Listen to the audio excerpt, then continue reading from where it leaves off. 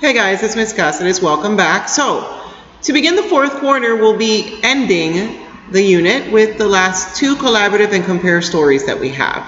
They're both argumentative writings. One is from It's Complicated, The Social Lives of Networked Kids or Teens, written by Dana Boyd, and then Outsmart Your Smartphone, written by Catherine Sterner Adair. Our essential question remains the same. How do your teenage years prepare you for adulthood? Once reading both, we'll do a comparison of them. We have a quick start. Poll a small group of friends or classmates to find out how many belong to social media networks. Discuss whether using social media creates a complicated or social life and why.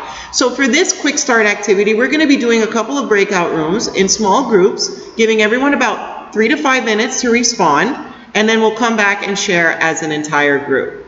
Now, one of the things we have to focus on is analyzing the claim and evidence in this story.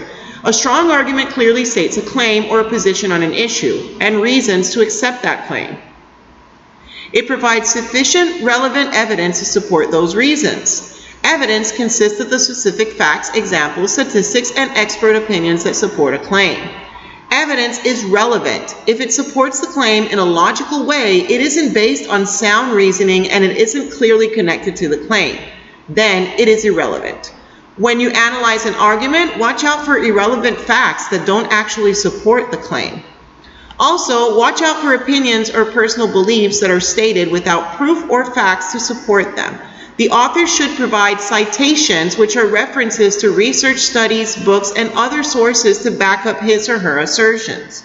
A citation may be provided directly in the text where the assertion is made. In other cases, the author may use numbered footnotes that cite sources at the bottom of each page, or endnotes that list sources at the end of the text. Now, genre elements for argumentative writing. They state a claim and reasons to support that claim. It also includes facts and other evidence to support reasons. May note objections to the claim or alternative viewpoints and explain why they should be dismissed. And finally, it takes many forms such as editorials, feature articles, and essays. Now, one of the things you have to take into consideration when we're reading an argumentative writing is that you should be able to identify your counter-argument.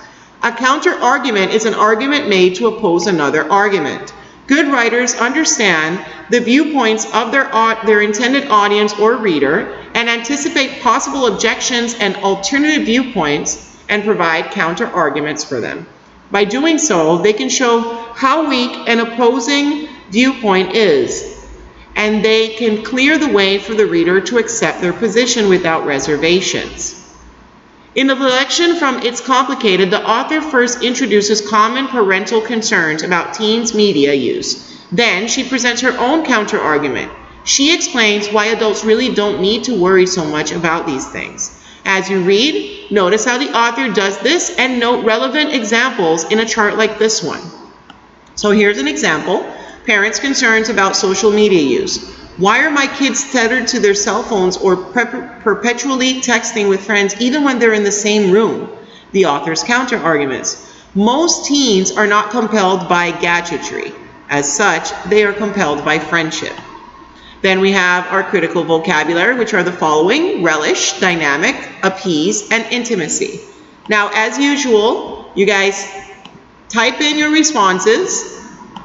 And when you're done, you hit the checkpoint to see how many you got, right or wrong, and then you send it in by hitting this check.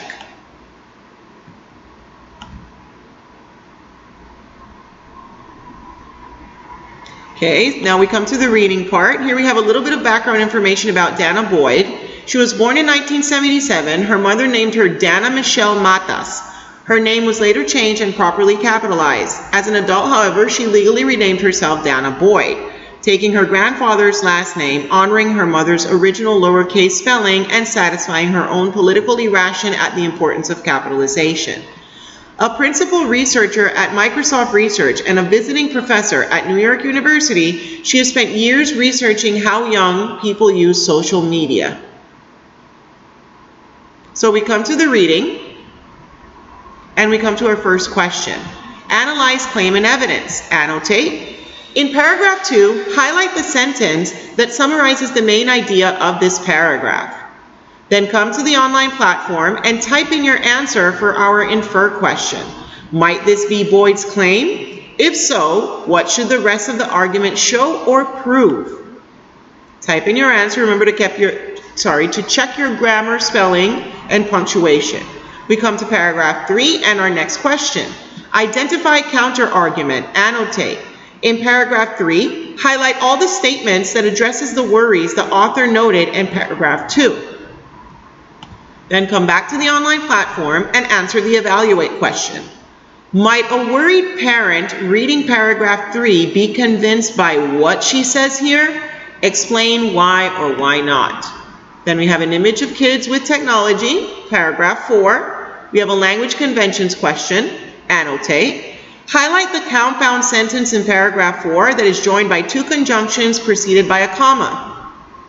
Once you're done, come to the online platform and answer the analyze question.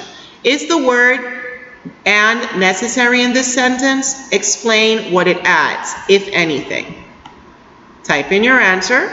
Then we read paragraph 5 and come to another question, which is a counter-argument. Annotate in paragraph 5. Highlight the clues that help reveal what concern Boyd is answering here. Then come back to the online platform and type in your answer to the infer question. Use these clues to infer the concern she is addressing in this paragraph. Then write this concern in the form of a question posed by a concerned parent. Paragraphs 6 and 7, contrast and contradictions, notice and note. Highlight the word in paragraph 7 that suggests the information Boyd is about to share that may come as a surprise to her readers. Once done, come back to the online platform and type in your answer to the infer question. Who would it not already know this? What does this suggest about the Boyd's intended readers are? Type in your answer, and we've come to the end of the story.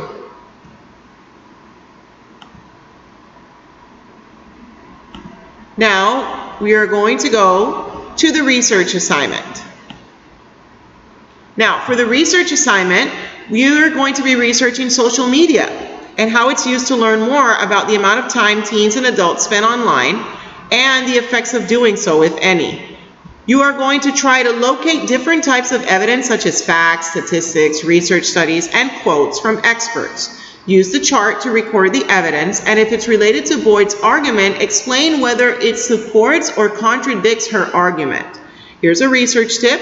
When investigating a field of study such as psychology, in which ongoing research constantly prompts experts to revise older ideas and propose new ones, only the most recent information may be currently accepted as true.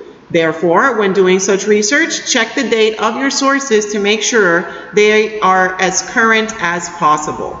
So here's a chart, but you guys don't necessarily have to use this. You can use a Google slide, you can use Padlet, Satori, your choice. Now, for the extended part, discuss which pieces of evidence are the most persuasive and why. Then develop a claim about social media use that you could support with this evidence. You guys are going to do this in small groups. You're going to form breakout rooms, and it's your choice to either use Flipgrid or Padlet to do so.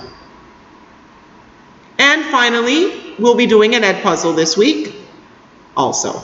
All right, guys, can't wait to see the results of your research, and I can't wait to see you next time. Bye.